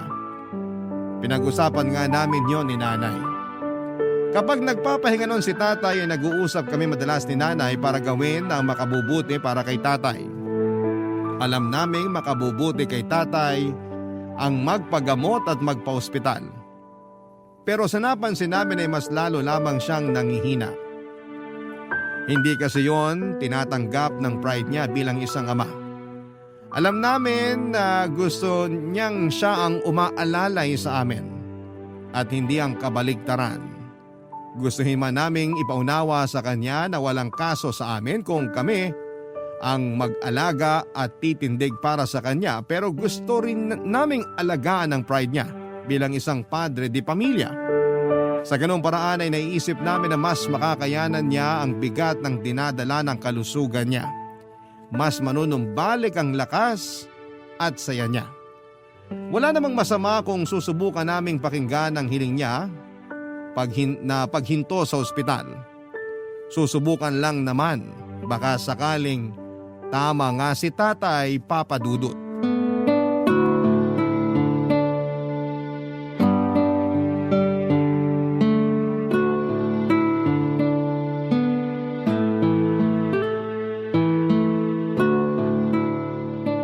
Tay, Ano yun? may gusto lang po sana kaming itanong sa inyo ni Nanay. Kung itatanong niyo sa akin kung kailan ako papayag magpa-ospital ulit, huwag niyo nang subukan. Ako na nagsasabi sa inyo, huwag niyong susubukan. Hindi na po namin kayo pipilitin. Kung ayaw mo talagang magpa-ospital, sige. Susundin natin kung ano man yung gusto at plano mo. Pero hiling namin na sana kumain pa rin kayo ng maayos, matulog ng sapat, at saka bibili kami ng mga prutas at gulay para sa inyo. Ayos sa akin yan. Mas gusto ko magpalakas kung ganyan lang ipapagawa niyo sa akin. At sana, huwag mong tanggihan ng vitamins mo. Sige, payag ako. Gusto naming malaman ni Nanay kung ano po bang plano nyo ngayon na hindi na kayo magpapa-ospital. Hindi niyo ba ako papagalitan? Bakit naman po kami magagalit? Dahil baka hindi tayo tugma ng mga gusto mangyari para sa sarili ko. Katawan mo yan. Ikaw ang nakakaalam kung ano ang kailangan mo. Pasensya ka na kung pinipilit ka namin sa mga ayaw mong gawin. Wala nang kaso yon. Alam kong gusto niyo lang naman akong gumaling. Mabalik tayo sa mga plano mo. Ano ba talagang gusto mong mangyari, darling? Darling, gusto ko lang naman mamuhay tulad ng dati. Hindi ba talaga pwedeng magkunwari na malusog ako? Na mahaba pa ang buhay ko? Subukan natin magpanggap para hindi maalala ng katawan ko na may pinagdadaanan nito. Sige. Meron pa po ba kayong gustong gawin o ipagawa sa amin ni Nanay? Meron. Gusto ko ng isang buwang Pasko. Matagal pa naman ang Disyembre. Mapaghahandaan pa natin yan. Malilinis ko pa lahat ng mga dekorasyon natin sa Pasko. Huwag na natin hintayin ng Disyembre dahil malayo pa yun. Ano pong balak niyong gawin? Gusto ko mag-celebrate tayo ng maagang Pasko. Ngayon din. Ngayon na? Tutulungan kita, darling, sa paglilinis sa mga dekorasyon pang Pasko. Pati na pagsabit ng parol at Christmas lights. Fatima anak, gusto ko maghanap ka ng mga pelikulang pampasko na papanoorin natin sa gabi. Pakihanap mo na rin ng mga lumang CD ko ng mga Christmas song. Patutugtugin natin yung sa component tuwing umaga pagkagising.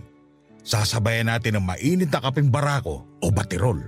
Mukhang matagal mo nang naplano ito ah. Nung nalaman kong may taning na ang buhay ko, ito kagad ang rumihistro sa utak ko. Isang buwang Pasko. Maagang Pasko. Ano, mapagbibigyan niyo ba ako? Oo naman po, Tay. Mukhang pati kami magiging masaya niyan. Nai-imagine ko na yung mainit na baterol sa umaga na sumasabay sa Christmas songs. Magugulat ang mga kapitbahay natin. Baka nga makisalo pa sila sa atin eh. May nagbebenta na kaya ng keso de bola? Ayos na sa akin kahit anong keso.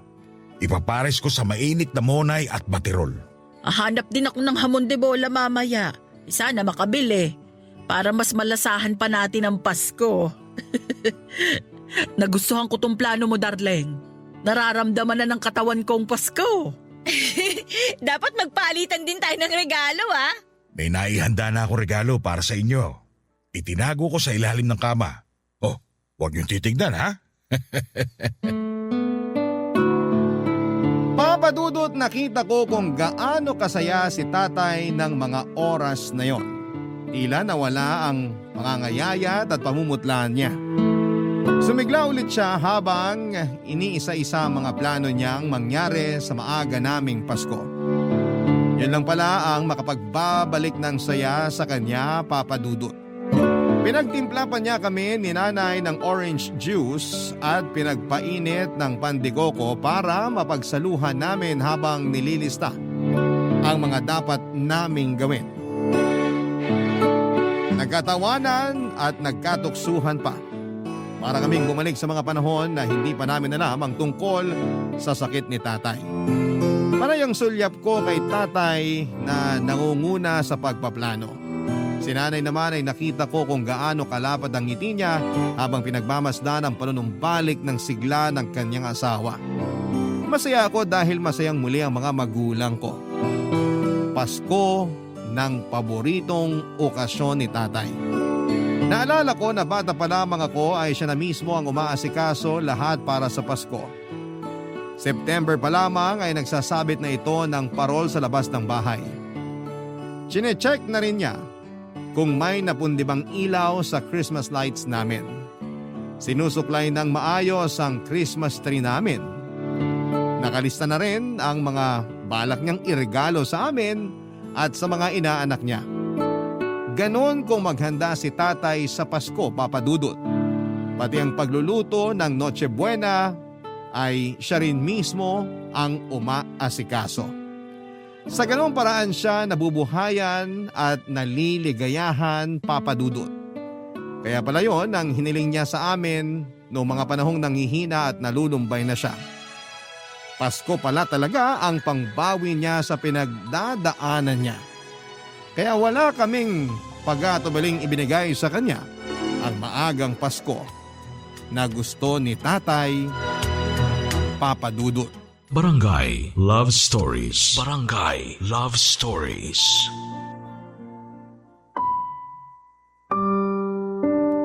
Papa Dudut, ang kinalakhang pamilya ni tatay hindi na willing mag-celebrate ng Pasko.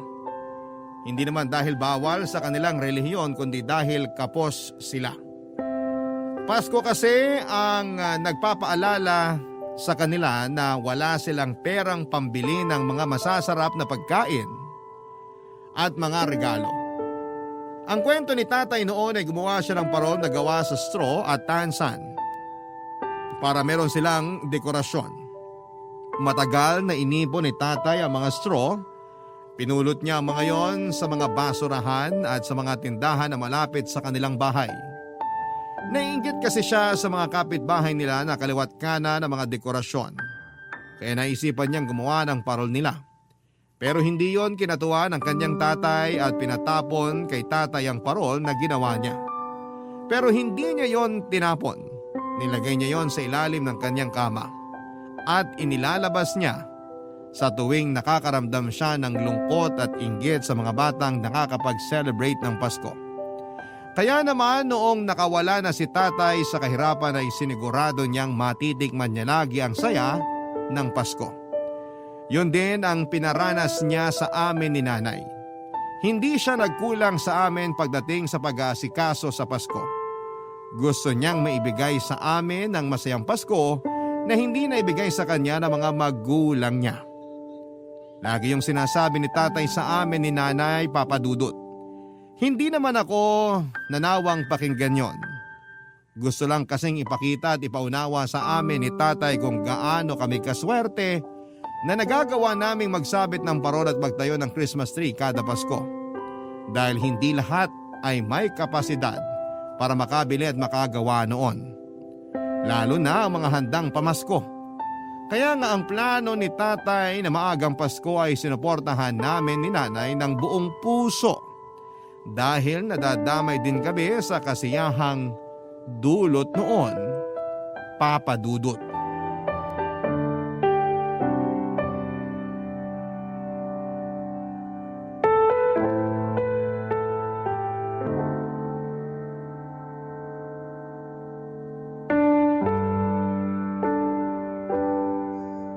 Huwag niyo masyadong gagalawin ang Christmas tree natin, ha? Nawawala na ng balanse. Ayusin ko kapag dumaan ako sa hardware. Na-check mo na ba kung gumagana pa rin ang Christmas lights natin? May ilang napundi pero hindi naman pansinin. Pwede pa tayong bumili mamaya. Gusto mo bang sumama? Gusto ko kasi maglagay sa kwarto natin. O sige, kailangan ko ding dumaan sa grocery store para bumili ng handa natin. May pang spaghetti naman tayo mamaya, hindi ba? Kahit yun lang muna ang handa natin ngayong araw. Hindi ako mapakali kapag walang queso de bola. Alam mo namang yun ang paborito ko. Nayo-order na lang ako online para hindi ka na mahirapan sa paghahanap. Ay nako, baka matagalan pa yan bago dumating. Gusto ko nang makatikim mamaya. Yun ang papapaking ko habang nanonood tayo ng pelikulang Pampasko. Sabihan niyo lang ako kung wala kayong mahanap mamaya para maka-order ako online. Ayaw mo bang sumama sa amin ng nanay mo na lumabas? Magda-download pa po kasi ako ng mga kanta at pelikulang Pangpasko para marami tayong mapanood sa buong buwan. Mabuti yan. Pwede bang ikaw na rin maganda ng baterol at monay mamaya? Gusto kong ipares ang hamon de bola sa nilagang kamote na may kahalong keso. Natakam ako bigla sa mga plano mo, darling. Huwag niyo naman ako masyadong gutumin. Magpaplansya pa ako ng mga isusot nating terno eh. Ay oo nga pala. Meron pa sa dulong cabinet namin ng tatay mo yung mga terno nating pantulog na Pampasko. Ilabas mo na rin mamaya. Idamay mo na rin sa paplansyahin mo ha. Para mawala yung amoy ng mothballs. Na-excite na ako sa maagang Pasko natin. Lalo na ako. Sana napalakas ka ng maagang Pasko natin, darling. Mukha bang hindi? Tingnan mo nga't mula nung pumayag kayong i-celebrate natin ng maagang Pasko, parang lumakas na ang pangangatawan ko. Napansin mo ba, darling, na mahimbing na ang tulog ko? Napansin ko nga, para kang sanggol kung matulog. Kung may naiisip pa po kayo tay na gusto niyong gawin para sa maagang Pasko natin, sabihan niyo lang kami ni nanay ha. Gusto ko sanang papuntahin dito ang mga inaanak ko sa susunod. Maglalagay ako ng malulutong na 20 pesos sa ampaw at yun ang regalo ko sa kanila. Pero tay, dalagat binata ng mga inaanak niyo. Yung iba nga may sarili ng pamilya eh. At saka wala na halos papel na 20 pesos ngayon. Puro na barya. Maghahanap ako. Tradisyon natin mga Pinoy ang mamigay ng malulutong na 20 pesos sa mga inaanak. Itutuloy ko yun. Naku, gustong ituloy ni tatay ang pagiging kuripot na ninong. Teka, parang nangihina ako sa panlalait mo, anak. Nanghina bigla ang katawan ko. Bumagsak bigla ang kalusugan ko. Hayaan niyo tay, o-orderan ko kayo online ng dextrose na pampagalante. Huwag mo nang asarin ang tatay mo. Pag yan nagtampo, baka biglang magpa-ospital. Sige ka, mapopospo ng maagang Pasko natin. Niyakap ni tatay si nanay sa huling biro nito. Napangiti ako habang nakatingin sa kanila. Nanumbalik na rin ang sigla ng relasyon nila, Papa Dudut. Nagkaroon talaga ng problema sa relasyon nila mula noong nalaman namin ang tungkol sa karamdaman ni tatay. Lalo na nung pinipilit na ni nanay ang mga gamot kay tatay. Madalas silang nagkakatampuhan ng dahil doon. Pero noong pinagbigyan ni nanay si tatay na huwag nang magpa-ospital ay doon na nagsimulang bumalik ang lahat. Bumalik ang giliw nila sa isa't isa, Papa Dudut. Madalas ko na silang nahuhuling naglalambingan sa tuwing nanonood kami ng mga pelikula na nakikita ko ang mga panakaw na halik ni tatay sa noo at pisngi ni nanay. Hindi nawala ang pagmamahalan nila. Nagtago lang noong mga panahong mas inuna nilang ipakita ang galit at lungkot nila. Masaya akong hindi na nagtagong muli ang pagmamahalan nila. Dahil gustong gusto kong nahuhuli yon sa paligid nila. Nagpatuloy ang selebrasyon namin ng maagang Pasko, Papa Dudut. Sinunod namin ang gusto ni tatay na maglaan ng isang araw para sa mga inaanak niya. Alam ng mga inaanak niya at mga kamag-anak namin ang tungkol sa karamdaman ni tatay. Nakwento na rin namin ang dahilan ng maagang Pasko namin. Buo naman ang ipinakita nilang suporta. Natuwa ako na kumpleto ang mga inaanak ni tatay na dumalaw sa amin. Magiliw nilang tinanggap ang malutong na 20 pesos na nakasilid sa angpaw. Sumayaw at nagkantahan pa ang mga ito bago iabot sa kanila ang angpaw. Dahil yon ang nakasanayan ng mga inaanak ni tatay sa tuwing dumadaan sila sa bahay noon para kunin ang kanilang aginaldo. Marami pa kaming ibang ginawang selebrasyon para sa aming maagang Pasko, Papa Dudut. Isa na doon ang pagbibigay ng regalo. Pagkatapos naming kumain ng hamon de bola, nilagang kamote na may keso at fruit salad ay nagsama-sama kaming pamilya sa harapan ng Christmas tree para iabot ang mga regalo namin sa bawat isa. Papa Dudut.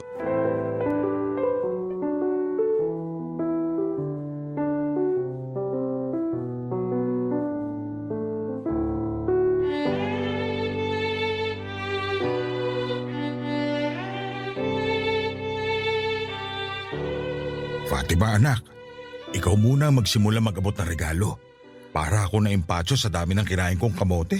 Mukhang mapapasama ang amoy ng hangin mamaya, Tay ah. Pinapak mo na lahat ng kamote eh. Salad na lang ang tinira mo sa amin ni Nanay oh. Masisisi niyo ba ako? Sinira pa ng nanay mo pagkakalaga sa kamote. Ang hinalo kong keso ang nagpasarap doon. Hindi darling, ang pagmamahal na hinalo mo nagpasarap doon. Pakis nga. Kung hindi ka lang busog, baka nakurot na kita sa tiyan at hita mo. Mamaya na pong maglambingan. Pasintabi naman sa mga single na kagaya ko. O siya, simulan na natin mag-abot ng regalo. Mauna ka na anak at lalambingin ko pa tong nanay mo. Ay nako, nang inggit pa talaga ulit. Okay. Ito nang regalo ko para kay Nanay. Hindi ko na binalot ha. Bra! Paano mong nalaman na kailangan ko nito? Hula ko lang naman, Nay. Napansin ko kasi kapag nagsasampay na kayo ng mga nilabahan, kulang na lang humingi ng saklolo sa akin ng mga branyo para ibaon ko na sa lupa. Gusto na nila mag-rest in peace, Nay! Salamat anak ha. Alam mo talagang kuripot akong bumili ng bra. Pati panty. Gusto na rin humimlay ng mga panty mo, darling. Ay, nagsalita ka naman dyan. Sakto ang regalo ko sa'yo. Oh, buksan mo na. Merry Christmas! Maagang Pasko sa'yo, darling. Tingnan ko nga kung anong laman nito. Brief! Large! Hindi na bacon ang mga isusuot ko. Kasi naman, puro bacon na nga. Kulang na lang lumundag na sa kawali ang mga brief mo para magpaprito. Salamat, darling. O, Tay, heto naman ang regalo ko sa inyo. Ano ito? Aba, pictures natin to nung bata ka pa lang. Bakit ang linaw? Hindi naman ganito ang pagkakaalala kong kuha noon. Ang galing. Ang linaw talaga. May kakilala kaming nag-restore ng luma at sirang pictures. Naisip kong hanapin yung mga picture natin noon ni Nanay. O ayan, mamili na po kayo dyan ng ilalagay nyo sa wallet nyo. Kung kasya lang lahat ito sa wallet ko, ikakarga ko talaga lahat. Tanggalin nyo na po kasi yung mga resibo sa wallet nyo para magkasya lahat dyan sa wallet. Ako naman. Anak, ang regalo ko sa'yo ay 3 buwan kitang ipaglalaban ng damit at hindi kita paghuhugasin ng plato sa loob ng 4 na buwan. Pirmahan mo na tong kontratang ginawa ko para maisakatuparan na natin. Wow, Nay! Mas kuripot ka pa pala kaysa kay Tatay! Ay, ayaw mo pa? Pwede kong bawiin. Marami kang huhugasan mamaya. Nakita mo naman ang lababo natin. Joke lang! Thank you, Nay!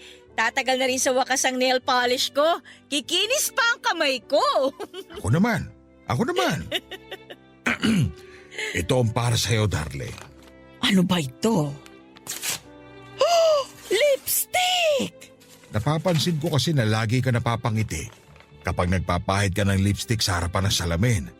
Mas lumiliwanag ang mukha mo. Natutuwa ako.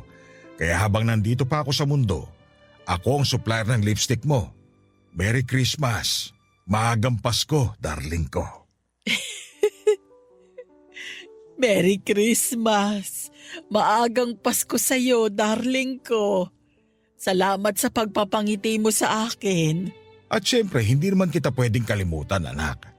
Para sa paborito kong anak. Ako lang naman kasi ang anak niyo, Tay eh. Ito ang regalo ko sa'yo. Teka, Tay, ito yung paborito niyong relo ah. Binibigyan niyo na po sa akin to? Hindi na rin kasi kaya ng kamay ko na magsuot ng relo. Alam mo na, mahina na talaga ang katawan ng tatay mo. Pero ang totoong dahilan kung bakit ko gustong ibigay sa iyo ang relo na yan ay dahil ayokong kaligtaan mo ang oras na meron ka sa mundo. Isuot mo yan palagi Para may paalala sa'yo na huwag magsasayang ng oras, lalo sa mga bagay at tao na nagpapasaya sa'yo. Merry Christmas. Maagang Pasko, Fatima. Merry Christmas! Maagang Pasko sa inyo, Tay.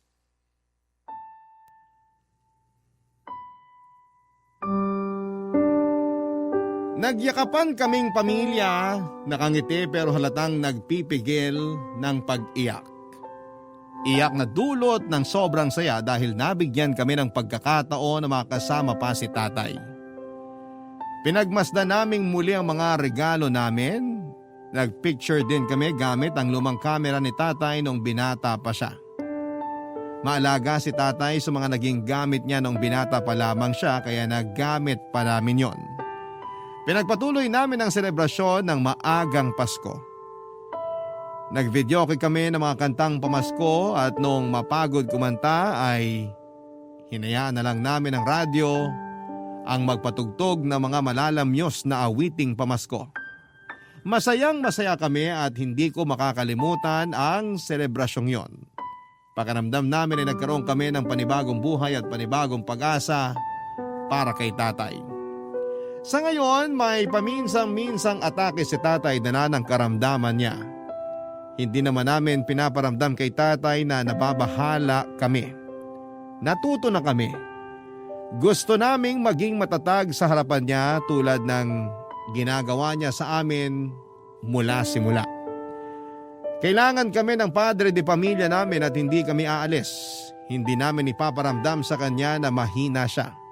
Tanging pagmamahal at suporta lang ang mararamdaman niya. Kung ano man ang maging plano ng Diyos para sa aming ama ay hindi namin yon kinokontra. Natuto na kasi kaming pamilya na pahalagahan ang bawat segundo na meron kami sa mundo. Nangongolekta na kami ng alaala at hindi pagkabahala. Dahil alam naman naming lahat, tayo ay mamamaalam din sa mundo. Pero sisiguraduhin naming masusulit namin ang bawat minuto na buo kaming pamilya at masayang magsasama-sama kahit na hindi Pasko. Maraming salamat po sa pagbabahagi ng kwento ng katatagan ng tatay ko sa inyong number 1 radio station, Barangay LS 97.1. Muli maraming salamat and Merry Maagang Pasko sa inyong lahat. Ang inyo pong kapuso at kabarangay forever, Fatima.